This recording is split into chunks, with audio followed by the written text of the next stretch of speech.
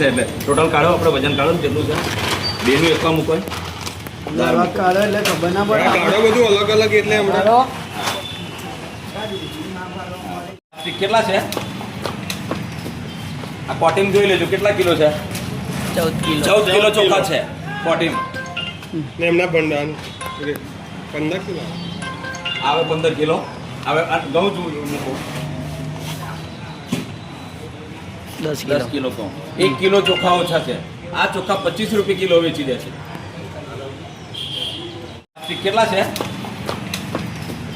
આ કોટિંગ જોઈ લેજો કેટલા કિલો છે 14 કિલો ચોખા છે કોટિંગ ને એમના ભંડાર 15 કિલો આવે 15 કિલો આવે ઘઉં મૂકો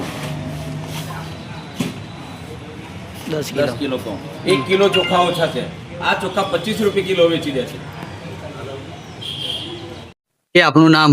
મારું નામ ડાયાભાઈ હરમન પડિયાર મુજકુવા સરપંચ. શું પ્રોબ્લેમ હતો? હવે આ મુજકુવા ગામે છેલ્લા ઘણા ટાઈમથી ઓછું અનાજ આવી મારી જોડે ફરિયાદ આવી છે અને મેં વિડીયોગ્રાફીને મામલતદાર રૂબરૂમાં વજન કટો કરાવડાવીને કર્યો છે. 1 કિલો 2 કિલો અનાજ ઓછું આપે છે અને 100% ક્રોસ ચેકિંગ મુજકુવા ગામે થઈ રહ્યું છે અને હજુ 2 દિવસ થયા ને પાછું અનાજ હમણાં કિલો ઓછું હાલતું અત્યારે કાર્ડ ધારકને પકડ્યા છે. કાર્ડ ધારકને રૂબરૂ લઈને આવ્યો છું અને મામલતદાર ઓફિસમાં આગળ એનું વજન કરવા માટે કોટો અને બેનને લઈને આવ્યો છે. હવે અને તોય દુકાનદારનું આંકલાવ તાલુકાનો પ્રમુખ છે અને એનું પેટમાં પાણી નહીં હાલતું. જિલ્લાની ટીમ આવી ગઈ, ગાંધીનગરની ટીમ આવી ગઈ તો અને કશું અસર નહીં થતો.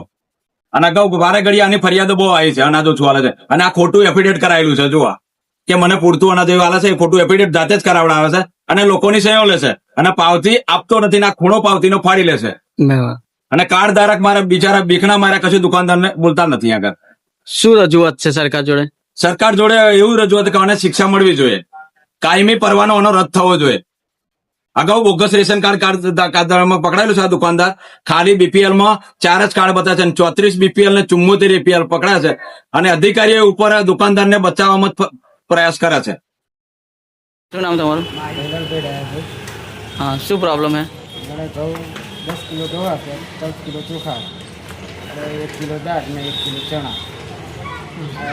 રસ્તામાં જતો હતો તે કે સરપંચ મળે અનાજ આટલું આપી ઉપર વજન કર્યું તમે?